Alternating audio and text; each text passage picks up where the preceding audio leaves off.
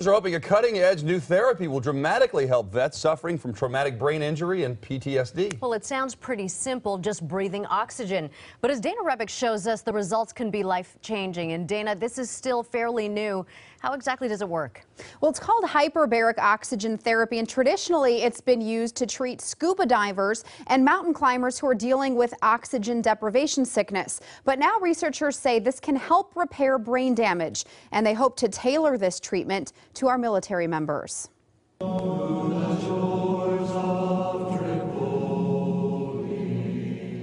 From the time he was a little boy, Jeff Brennan's dream was to serve in the military. In 1982, he enlisted with the Marines and fought in Operation Desert Storm and Desert Shield. We had some mortars and stuff that were going off right in front of us. We got knocked pretty hard.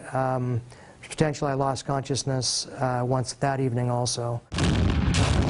While in combat and on the training field, Sergeant Brennan has suffered several head injuries. The worst one when he fell 75 feet from a rappel tower. And as soon as I apparently hit the ground, they said I bounced 3 times and completely blacked out, had a blowout fracture in my face. I actually have a portion of my brain that has clinically been diagnosed as dead. There's no activity whatsoever, which is short-term and long-term memory. Good afternoon, Jeff. Thanks for coming in today. Good to see you again. How are you feeling?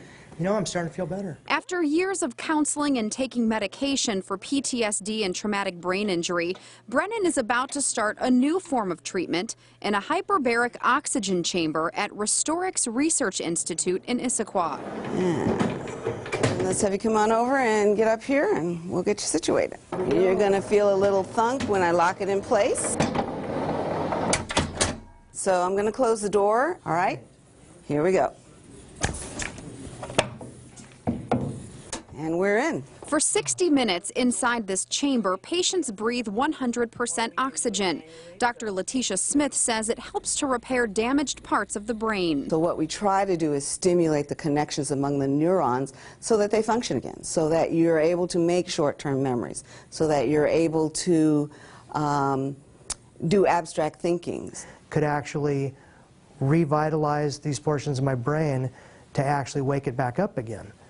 So I just can't tell you how exciting this is. You'll just feel some whooshing. If it gets too warm, you let me know and I'll do a little ventilation for you. Sergeant Brennan is the first veteran in the RobertinSeattle study. So far, they've treated about 15 other people and seen amazing results. We have done neuropsychiatric testing before, during, and after their treatment, and they all show dramatic improvement over a wide range of symptoms.